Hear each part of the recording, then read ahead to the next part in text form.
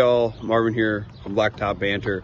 Really quick, just wanted to talk about the 800 Pavement Network. As you can see, we have some lettering there, lettering on our other truck over there, lettering on this truck here. They all say 1-800-Blacktop. We've been using the 1-800-Blacktop number here for the last couple years. It's really been exceptional for us as far as making things click with our branding, and now that we're in another state, those area codes are together. It's worked out fantastically for us. The other thing is that 800 Pavement Network has other advantages. There's group discounts on a lot of the products and materials that we use within our industry. We're part of over 300 different, see that one? Over 300 different contractors that are now using these numbers all over the country. That's combined over $2 billion in gross profits. So if you've been thinking about it or you're curious about it and you're like, well, should I or shouldn't I? DM me, message me, or reach out to 800 Pavement Network. You can find them online through their website. You can call 1-800-Pavement and you'll get them as well. They'd be happy to run you through kind of the advantages and everything else that we've been taking advantage of here at Wiscote and Dubuque Asphalt Maintenance, and how it can benefit you as well. Once again, if you're curious about it at all, you can always DM me. So yeah, 1-800-Blacktop. You can DM me or message me or email me through the podcast or Wiscote or wherever as well. I would love to talk to you about how it has helped us.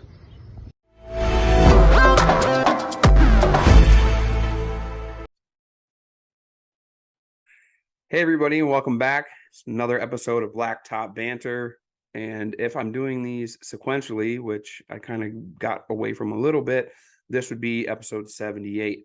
We're closing in on the end of the season here. We're going to have some more time for, not that we didn't have quality guests, and not that me doing solo podcasts isn't quality. Like, I know I'm good, but I really get to enjoy this time of year because I've been having conversations with my friends from all over the country that are owners or leaders in certain companies, and we're getting to where we can talk to these people as their season starts to slow down, and they're getting involved in different things too, which makes the conversation a lot more fun versus, hey man, we're just out here trying to survive. So without further ado, I am going to introduce my guest and my friend, Todd.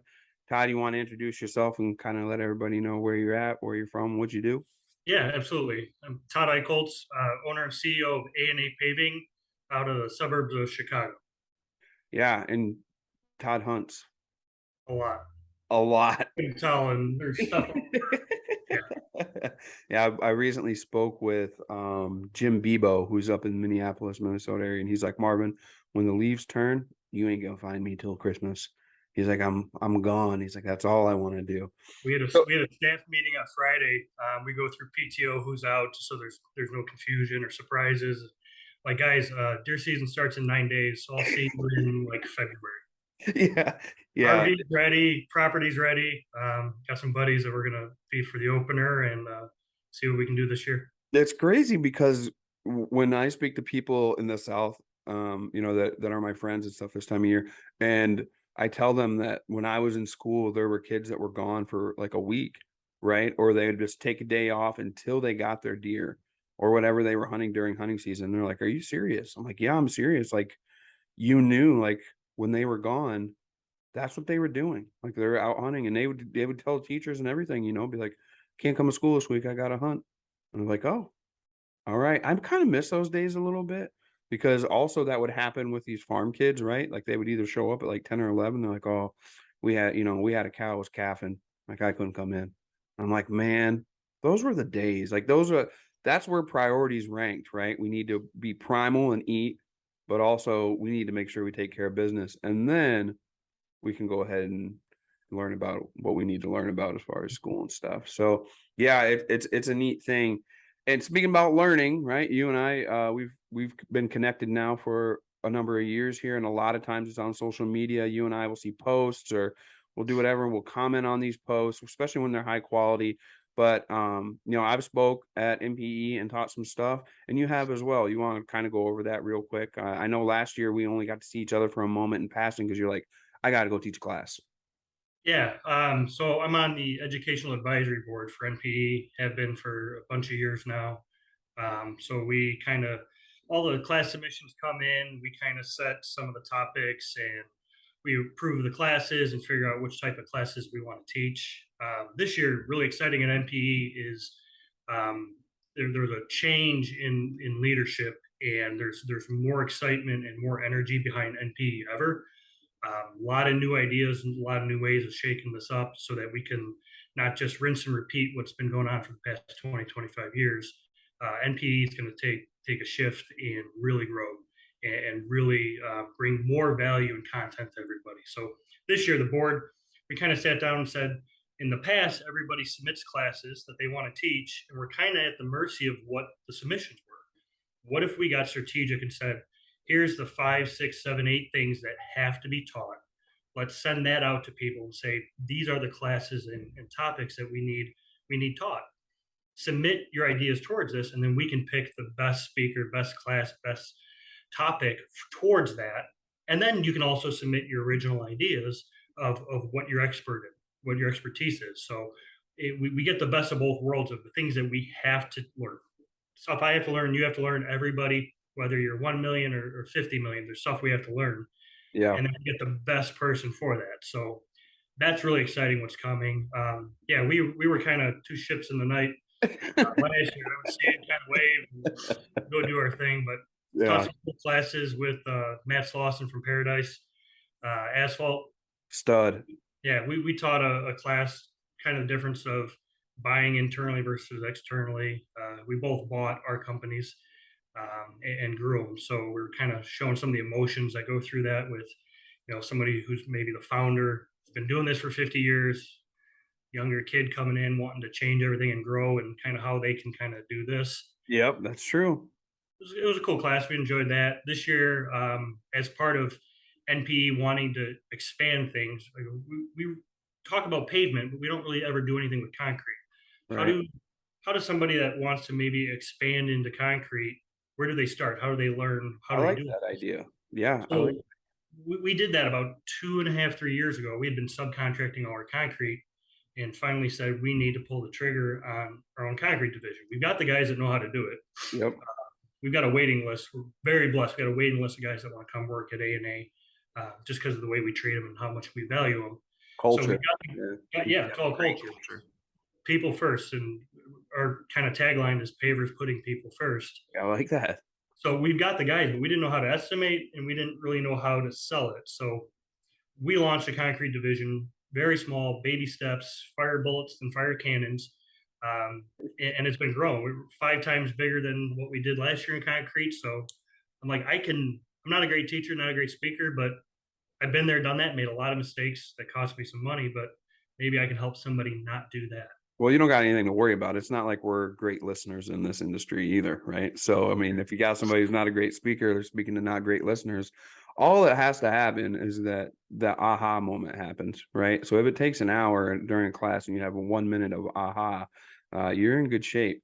The the the thing I wanted to touch on before we get too much farther is NPE, right? Like I submitted, I think 2 years ago to teach a class on Facebook marketing, got accepted, and it ended up going virtual. It was during COVID.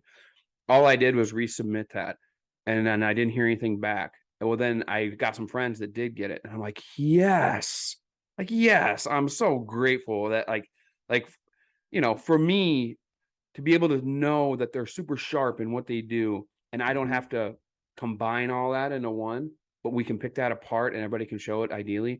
To me, I'm like, oh yeah, like I got plenty of clout. I don't need any more. And if I can spend my free time not having to worry about teaching that class or being in front of that class, but I do have guys that I know that are experts in doing it. I mean, we got some really young bucks literally teaching some of the classes right there this year.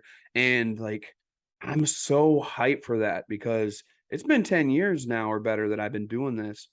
I noticed that I'm starting to like, I already lost all my hair, but I noticed I'm getting some wrinkles. I noticed I'm starting to get a little gray in here. Like, yeah, it's time. Like anybody who's aware knows like even in your business, you can't repeat the old stuff forever and expect to grow anew. It just doesn't work like that. So I'm really excited to see that. And I'm really, really proud of the advisory board team for recognizing that, turning a shift and being like, all right, let's get on page with today, right? And get some things going. And I think that that's a beautiful thing, right? We get guys like yourself, and we have guys like Chris Tammany and all these guys that have been around for a while. They bring all that old school work ethic right into us, and like, this is how you get the work done. And then we have these guys who are like, this is how you get the work, right? Like, this is how we bring it all together in one thing. And it's a beautiful thing to see that coming together. You get these guys in a room that have been there, done that, and you've got all these different levels, and we should be teaching everybody 2 levels below us, and we should be learning 2 levels above us. So I mean, you Agreed. got guys like Tommy Esso Brothers, you got Sean Boyce from Brothers, like all these guys. I mean, Nick Howell, like all these guys, you get in a room, and we're all at different stages Yeah, of business and ideas and ages. So it's like this melting pot of, we can't get stuck in our ways. We have to evolve, business, personal, absolutely. family, faith, everything. We have to be growing at all times. If Absolutely. we don't, NPE, business, everything will go away. So Yeah, I mean, you and I, like, we go into rooms with those guys, and I'm like, what the hell are those guys talking about? And then I get attentive. I'm like, oh, all right. Well, then, I'm lucky enough, and you and yourself as well, that we get to see the full spectrum, right? From top to bottom. Not everybody does. And I know that there's young guys that'll go into those rooms where those guys are and be like, what the hell are these guys talking about? But then you'll get those guys that are a lot older that go to some of these, we have guys in the industry that are 21, 22, 23 that are in major leadership roles, whether it's a family business or they've done their own, and they're scaling fast. And those guys have been around a while will go into those rooms or just be in those conversations. And we might be mixing up, how we're doing social media campaigns and working on our branding in this regard, right? And it's something completely new, whether we're using technology or drone work or whatever. And you get those guys where they're like, what the hell are you guys talking about? So it's nice to see it not be a dividing line so much anymore, and the realization come of, hey, we got to mix this all together. Like, everybody has to know. I don't have to know everything, but I at least have to know who to talk to or to send my guy to talk to in order for him to know, to learn it, right? And I think that's the beautiful thing, man. and that's the biggest part of honestly anything, is just being humble enough to know strengths and weaknesses. I mean, God Bingo. gave me this many gifts, and I'm really freaking good at this many things. The rest of it, I'm not, but I'm smart enough to realize I don't know it, and I either need to surround myself with people I can learn from, or hire people that can help support where I'm not good. So Bingo. Yeah, I'm writing an article for Pavement Mag on that right now. And it's like, I'm lucky enough to have been tenured long enough in history that I can look back at myself and kind of have some reflection and be like, oh, that's how you got from this point to that point. And some of the stuff I didn't even realize I was doing, it's just naturally in me. Right. So then I hear guys that I'm mentoring or coaching now, and I'm like, well, why don't you just do it? Because it was naturally in me. But they're like, well, I don't know. So now it kind of is a progression. Like you said, a lot of it is changing your atmosphere and your climate. And then all of a sudden it starts to break, right? And you have to be around those guys. And it's a beautiful thing about MPE. I know people gripe about where it is and what's going on or whatever, but honestly, what else do we have where all of us can get together? My goal when I go there is to network, make connections, learn, and have a good time. And if I can do the first three, I always get the last one underneath my belt, no matter what.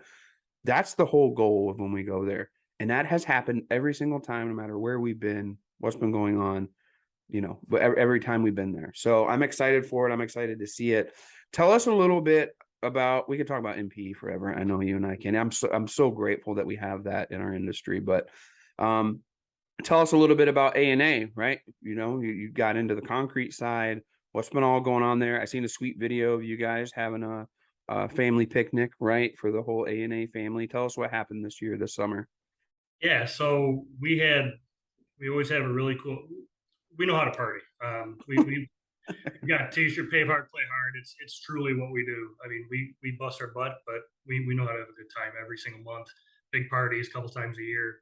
So COVID kind of killed our family party. Mm-hmm.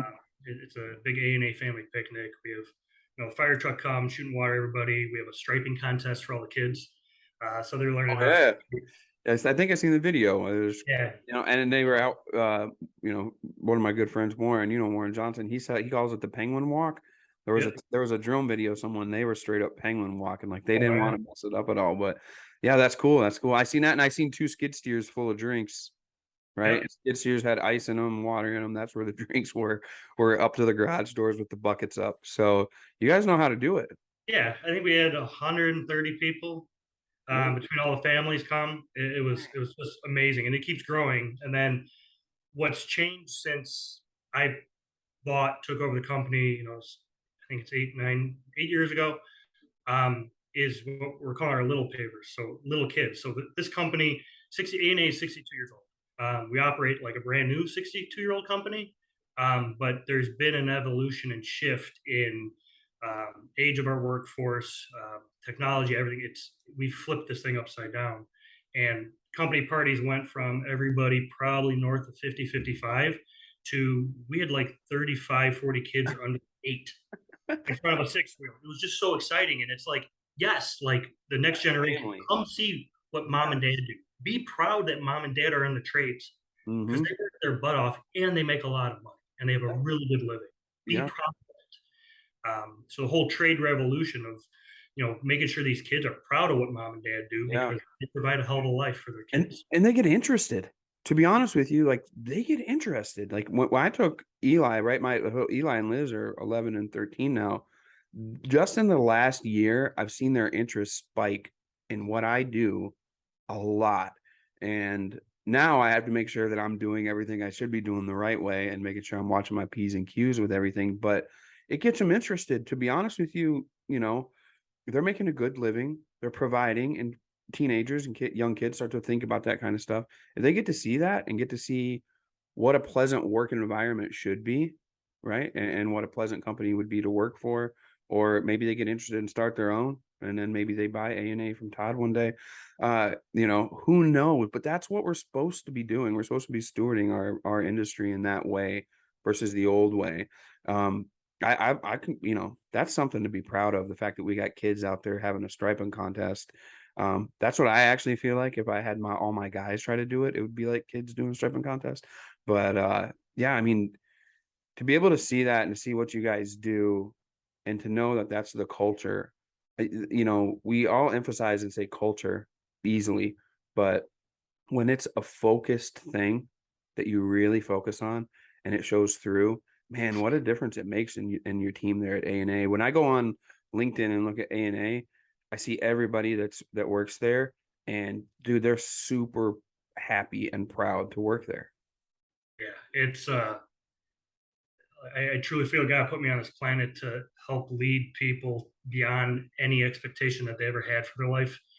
Give them opportunities to lead, give them opportunities to do things that normally they wouldn't. And stuff like the picnic and seeing people grow, it fills my bucket more than anything. Oh, And that's cool. A&A is getting to a point to where I'm not all that involved in the day to day. Like I'm not scheduling the guys anymore. I'm not on site when problems happen. Was able to build a team around me and a leadership team and a culture of everybody acts like an owner. So Yep. I get to do cool stuff like this. I get to do stuff like raise money for clean water. I get to do stuff. I got some pretty cool stuff coming up that we're working on uh, outside of A&A. So That's neat. it's a dream. Yeah, dude, it's nice when you finally have free time, right? Like when you finally get over that hurdle, which I filled my free time with this thing right here behind me, and now that's becoming something to where it's going to get to a point where we build it and we got to get free time. But when you're able to do that, and you have crew leaders and team members that you can rely on, like I'm doing this podcast with you while three of my good guys and my crew lead Chris are out knocking out 5 projects today, right? We still do a lot of residential. We just have to where we live. They're knocking out 5 of them today. They're going to be putting some miles on. I know without a shadow of a doubt that our culture and quality is going to stay high there because that's instilled in Chris now, right? He's proud of what he does, where we work. He knows it. And, you know, I would often get told, hey, it looks good when I would be out there. We get emails, we get calls, we get letters sent in now about how good of a job they do. So then they've got to come back and rub it in my face a little bit. And I couldn't be more proud, right, of the guys. And Yeah. I was, I was hard on it, had to push it in there and press it in. And now we're starting to see the results from it. I mean, it's an amazing thing. It's an amazing thing. And you guys wrangled that in and I think A&A is an example, of what people should be looking towards if they're going to be doing some culture stuff inside their business. Yeah, no, I appreciate that a lot, and we're still figuring it out. Like we're about Oh like yeah. Oh yeah.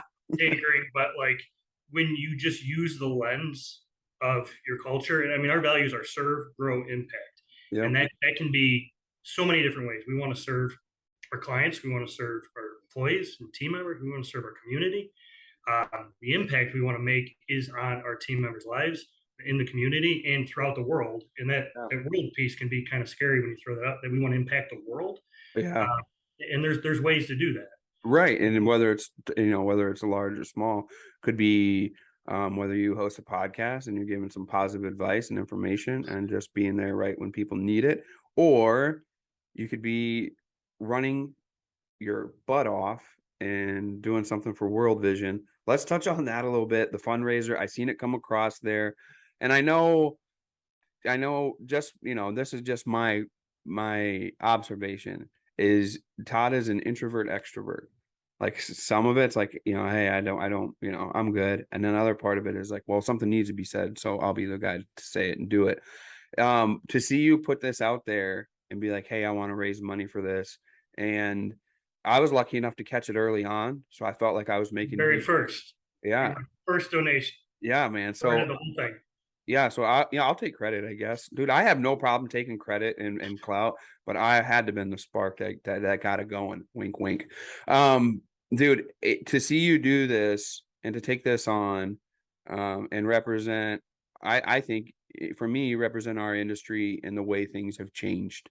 And I wanted to bring you on and highlight that. And I know you're close to your goal, right? You had 20 grand goal. How close Yeah, are we? so the goals changed four or Well, five yeah. times. It was 5,000, and then we hit it. And then it was 10,000. Yeah. Hit it. It was Yeah. 15. It was 20. You can't Now it's turn back now. 25. There's no turning back now. Everybody's got a lot of money No, riding on this. I'm been kind of praying and trying to figure out like it's a scary number, but I think I'm going to increase my goal to $30,000. Yeah. We're at like 23,000 and change, which still just absolutely blows my freaking mind. Dude, it's I've got nuts. vendors, I've got paving companies all over the country saying here's 500, here's 1,000, and it's like I was at a round table 5 years ago at NPE with you, and that's the last time we talked. And that's what's so cool about this industry is Sick. everybody's like this, open-handed, generous, whether it's their time, their knowledge, Yep. and now their resources of trying to bring clean water to kids all over the world. Dude, isn't it crazy? Like the benefits, people were always so worried about the negative aspects of social media. And it's like anything else in this world. You get out of it what you put into it, right? So if you're going to put in positivity all the time, humble yourself and not have, there used to be a time when our industry leaders would hold back some because they didn't want a competition, right? Dude, I've never seen that since we've made a shift towards everybody helping each other out. I've never seen somebody be like, "Oh, I wish I wanted to help them. They buried me." Like it never happens. All that happens is you end up celebrating together. Like Yeah, what's so wrong about that? I actually enjoy it. It's a lot better to celebrate with my friends than it is to celebrate alone, right? So I mean, to see you do this and to see our community come together, especially when you like sometimes I'm not aware how big of an impact I'm making until somebody points that out to me, right? And then I'm like, oh, yeah, it's far beyond just me having a fun conversation with my friends. That I have a feeling is what your fundraiser that you're part of here is we're able to get a glimpse of how these connections that we've made, um, our atmosphere, our network cares about each other and wants to help each other out and are happy to be part of it.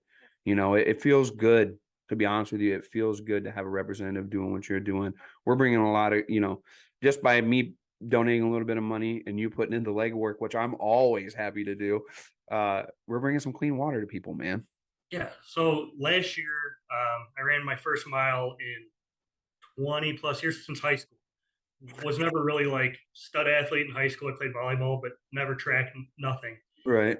So a buddy that's good at talking me into a lot of stuff is like, "Hey, you're going to run the Chicago Marathon." I'm like, no, Uh, not gonna happen.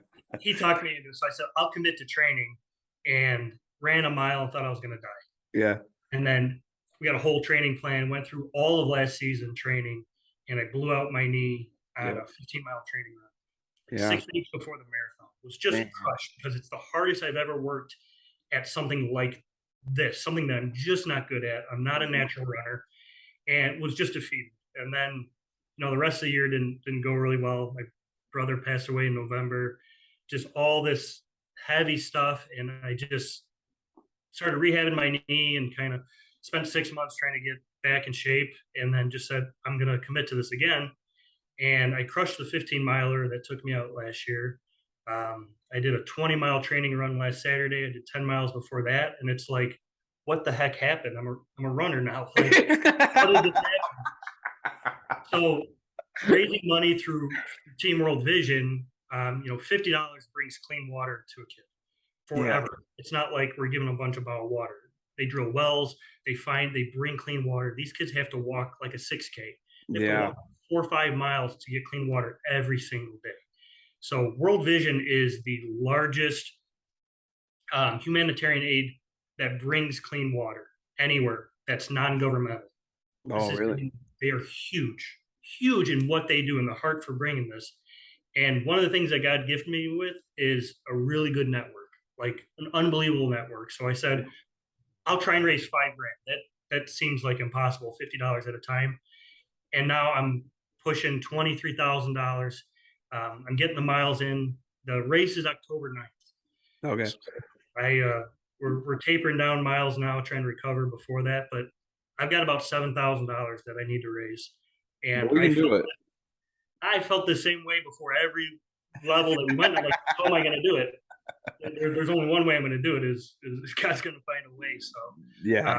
Yeah. You got to put yourself out there, and you've done it right with this. I mean, that's how you accomplish things that you don't think you would. Like you said, how the hell did this happen? I mean, I became a runner. It's like, well, you have to get uncomfortable, man. Like that's the only way to do those types of things. I know, and that's a hard thing to do, right? Like because you are designing your life from when you become an adult to be comfortable, right? Like, man, I don't want to worry about this. I don't want to be uncomfortable. Don't want to do whatever. And here we are. I'm one of the biggest guys that want to be comfortable forever. I enjoy a nice meal, lay down, go to bed. Don't you said I thought I was going to die after a mile. I would die after a mile. Like I know I would. Give me a quarter mile at a time and then I'll get going. But it's a commitment, man. And it's greatly something to be proud of. I think that you are now a runner, and it's not a small piece of change, man. Like, 25K, 30K. There were times in my life where if that would have been what I grossed a year, oh man, I've been a happy cat, and here we are, dude. You're raising it throughout the industry, doing the fundraiser. Where can people go and donate if they want to? So hopefully you can put the link. Everybody's got their individual fundraiser page. It's 100% tax deductible. You get an emailed receipt instantly, so you can show Uncle Sam. And then it's got kind of my progress and where I'm at, a little bit of my story of running. So if you could include that, it'd be huge. Yeah, absolutely. Whether, fans like me that watch this all the time can do $50. If you can do it through your company, $100. I've got guys that went big and did 500, 1,000, whatever you kind of feel called to do.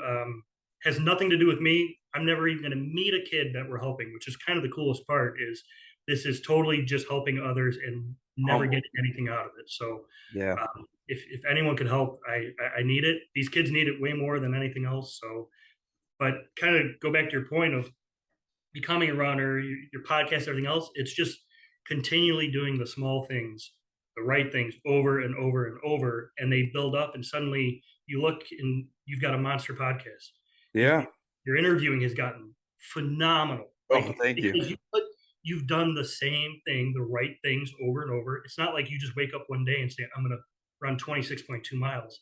Yeah. It's the hard work that everybody doesn't see in the background that over time builds. And then all of a sudden your instant success. Oh yeah. I mean, when I think about that, I think about the mornings that I'm here early, right? Come springtime, like I'll be here at 5 a.m., getting everything ready, getting everything in order, and then I'll stay sometimes till 8 or 9 at night. And people see, most 9 to 5ers, they'll check in, they'll be like, oh, well, he wasn't even there today. No, I was there for 4 hours and then left to do estimates for probably 8 hours, and then came back after you went home, and I was in that shop then for another 3 hours getting the estimates sent out. So it's that thing, man. It's And then getting you laid awake in bed all night trying to figure. worrying about it. Say, man, did I set that job up or not? God, I hope I set that one up for the right day. And then I'll get up. Fortunately enough, I could never live too far away from the office because I get up sometimes, like I'll set up straight out of bed. I'll be like, oh crap. And I'll have to get some clothes on, go to the office real quick, look and find the number or whatever I need to do and have it for the next day. But yeah, I think you've nailed it on the head. You got to get uncomfortable and then do what you need to do repetitively, even in a small amount to get where you're going. I'm experiencing that now with Elijah, who's playing fullback here for his sixth grade football team, and he goes to practice every day. Well, then he wanted to go work out at the gym, which I've had gym membership now for a few years. Let's just say I use it in the winter, and I definitely don't use it in the summer. But he was like, well, on the days I'm not practicing, I want to go to the gym. I'm like, all right, but I'm busy the rest of the day. He's like, well, in the morning. I'm like, all right. He's like, you're up at, 4:30, 5 o'clock every day. He's like, let's just go to the gym. I was like, okay.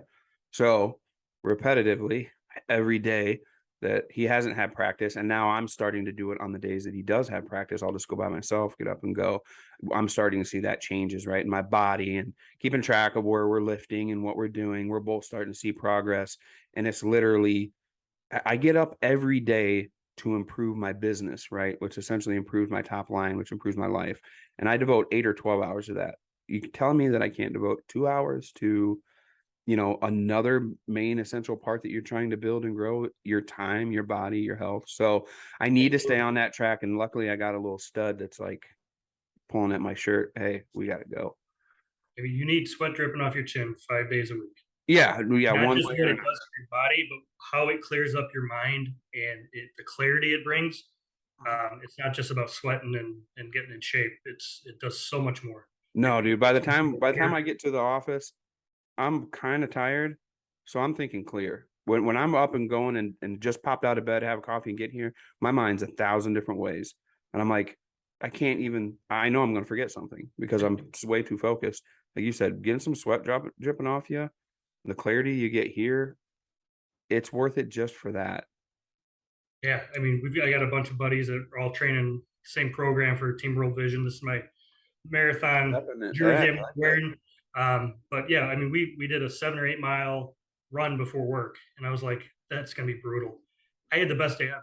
I was focused. It was crazy. I mean, it's no joke. If you win the morning, you are guaranteed to win the day. Yeah, I honestly truly believe that and see that now. And there's just some stuff that you end up having to make non-negotiable. And if you can make it non-negotiable, and whatever you're doing is going to lead to some kind of end result, all you have to do is just repeat it every day and repeat it as often as you need to, over and over and over again until it comes. The crazy part is, like you said, you're a runner now. You can do whenever you did the 10 mile and then the 15 and then the 20. And same thing with your goals, raising funds. It's like once you get to a certain point, then there's that moment where you're like, well, now I got to reset and we're going to have to go even more. So I don't think it ever ends. You just have to make those No, non-negotiable. once you start feeling comfortable, it's time to get uncomfortable again. Which Yeah. is, I thought 25,000 would be freaking impossible, and now it's like I did it. I could just coast and helped a lot of kids. I mean, that's like 500 kids that we Yeah. helped, and it's like That's I'm crazy. not wired that way. It's like, okay, let's get uncomfortable again. Can we do 30,000? And if I hit that, well, then we're going to 35. Dude, it's nuts. It's that many kids. Like that's where I'm at in Wisconsin. Those are whole towns. Oh yeah, and You know what I mean?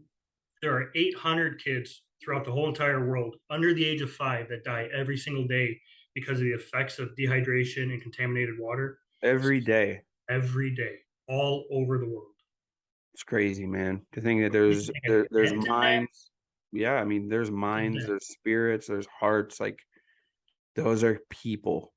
Those are humans. Like those are people where spirits live inside of, and they're just falling victim to that every day. Yeah. It's crazy to think about. And they need our help. So that's why I mean, begging anyone that's listening, if you give $50, it changes just one kid's life. So if I go to World Vision and type in Todd Eichholz, or if I go to Google and just type in Todd Eichholz World Vision, you think it'll pop up and then we can Yeah, yeah. look? So you can search by names. I'll give you the link. But That will. also you have it on your social media. Yeah, I got Yeah, all of so my social media. It's so on if my if LinkedIn. you find Todd Eichholz on LinkedIn, you find him on Facebook, you find whatever, you're going to find the link to donate. And That's probably the easiest way. when this comes out, I'll put the link in the comments. So Cool. That'll work out good. Yeah. So it'll be on Instagram and LinkedIn and YouTube and everywhere. And I just seen today we're over 33,000 listeners and in 34 or 38 countries. We got Lithuania and Ukraine today. So, it's crazy, dude. It's nuts, dude. It's just same thing where you had the feeling I'm a runner. Like I have that feeling some days I'm like, I'm a podcaster. I'm an yeah, influencer. It's nuts to think about, but that's what it is, and that's what it takes. And I think we are in the atmosphere of the asphalt industry where we're happy to see our friends level up, and we're happy to see them succeed. But also that makes us want to succeed too. Like when my friend, one of my really really good friends is Daniel Wright at Proline. When I see a win, or I see him put wheels on his golf cart, or I see him on the boat while I'm out working, I'm like, son of a gun. Now I got to level up. Like I'm going to have to post some boat pictures here at some point. But that attitude goes into every aspect of your life. And all it does is bring success and brings positivity up if you let it. Right. And it's all how you harness that stuff. And man, you've done a great job here with harnessing your ambition and going through the fundraiser. People can find you online, like we said, Facebook, LinkedIn. You're very active on LinkedIn, which is always a bonus. I love LinkedIn for that aspect of it. It kind of helps cloud some of the junk that you get on Facebook, but they both have their positives and negatives. So before we close it out, I want to do a pod deck with you real quick. I want to ask you a fun question. all right. If anyone gets a chance to be around or hang around Todd, very cool, very casual, very humble, and I have a feeling whatever this is, you're probably going to answer it correctly. I don't think there is a wrong answer, but we're going to go. Oh, this one might be okay. All right, I try to show it so that people can see it, but it says, which band or artist, dead or alive, would play at your funeral? Conway Twitty. Conway Twitty. Conway Twitty Ooh. is hands down Oh man, all-time favorite. Like my wife somehow for. you're gonna have a funeral that puts people in the mood, man. Oh yeah. I mean, that'd be the best. That would be the best. Like, man, My thanks. wife got me Yeah.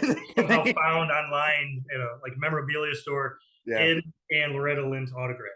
Get out of I town. don't want to know how much she paid for it, but Dude, I'll pop that on sometimes, and Eli will be in the truck, and he's like, "Are they singing about what I think they're singing about?" I'm like, "Yeah, man. Like, Conway was the man. He's the smooth dude." my kids love it. So they were young, like 6 years old, and they knew every word to slow hand. And my wife's like, I'm like, hey, I don't know what it means yet. But just let me jam out with my kids on the way to school. But yeah, Yeah, Conway Twitty, hands down, 10 yeah. times over. Listen, if it wasn't Conway, it would be Kanye. And then later on, they're going to look back and realize what the words meant, anyways, right? If it isn't Conway's, at least he's teaching them some passion, right? And for there to be something there. And dude, they don't make it like they used to. I'd give anything to have his head of hair. I can I tell am you, a old country junkie. really, Anything pre-80s. dude. Old Alabama, old George Dude, Strait, Conway. I'm wailing 1,000 times over. In my opinion, probably the best songwriter ever in my mind. When he had that 3/4 time and he would hit it with those words, he was just like, man, it's steady like a heartbeat. I love it. I love that stuff. But at the same time, Even now, it's like it's starting to shift back that some of the bro country is kind of maybe dying. I mean, you get Cody Johnson, my God. Oh, it's The boy unbelievable. could sing. Like Oh, he and might that's have what. came out right 1970. The Oh yeah, voice man. and what, Yeah, there's hope for country music still. yeah. We were in the truck the other day and was playing "Till You Can't," and then that's one of those ones where Eli was looking over. He's like, "I love you, Dad." I'm like, "Yeah, I love you too, bud." You know, where it was just playing in his brain, right? And he was like, "Oh, I get what this song's about." And it's like, "Oh, cool." And you need that aspect of it, but also, I let him listen to some rap, man. I want him to get hyped up and think they're the best too. So we try to mix it up really, really good around here. My playlist for running so that I don't quit is Five Finger Death Punch. Oh yeah, So I go a little harder on the run. oh man, we yesterday or the day before we were at the mall and we were in Hot Topic. Eli will wander in there once in a while. Some stuff you should see, some stuff you shouldn't. But he was looking at some of the shirts and one of them said Slipknot, and he's like, "Dad, what's Slipknot?" I'm like, "They're a metal band." "Are they good?" I'm like, "I only know one song and it's pretty good." I'm like, "I'll send it to you and you listen." So then I sent it to him yesterday morning on his way to school, and he listened to it at practice or something that night, and he's like, "It was good, but it's not my style, but it was good." I'm like, "Well, that's all that You matters." tried it. Yeah, I'm like, "Well, it is what it is. At least you know." So yeah, dude, it just takes all types of different music, all types of influences to get you to a point. And to be honest with you, that's with everything. Like you create your atmosphere to get you to a certain point. Same people you're around. Same thing with you being a runner now. You're hanging out with runners. You're running all the time, doing your thing, being good people. Now people are listening to podcasts, hanging out with good people. They don't have to be exactly in your circle. You can listen to this podcast all you want. You can follow Todd on all the social and everything else. Follow us and have that positive atmosphere in your life It's the regularly. whole point that iron sharpens iron. You surround yourself with good people, you Yeah. learn a lot too. It's Oh man, and enough feathers. That's a soft pillow. That's what I like. That's how or a nice blanket, down blanket. All right. Well, thank you very much, my friend. I really appreciate you coming on and spending some time with us this morning. Very happy to be part of your fundraiser. It's an amazing thing you're doing. First time I've seen something like that kind of represent all of us too. Not to put more pressure on you, but you are. And dude, I cannot wait to meet up and see you again. I know you invite me hunting from time to time. I would love to get down there and shoot some birds and whatnot with you, oh, but dude, I'll try to. It's all best I can do is try, and I can't ever promise anything. I hate that aspect of it, but I will carve out some time at some point. And if I don't, I'll see you when we're down at MPE, hanging out, having some good times. yeah.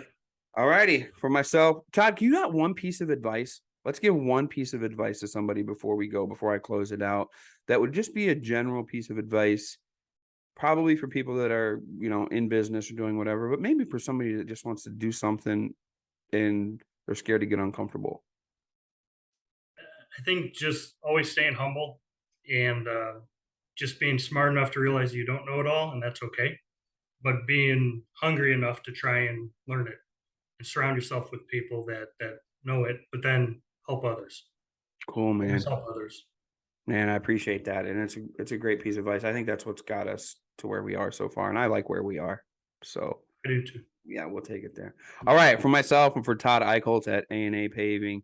Um, this is Blacktop Banter. Be sure you go check out Todd's social media so that you get everything for World Vision and you're able to donate to that fundraiser. And let's get them to that point. This is Blacktop Banter. This has been episode 78. And we talk about a lot of stuff here, but generally, always speak asphalt. Peace.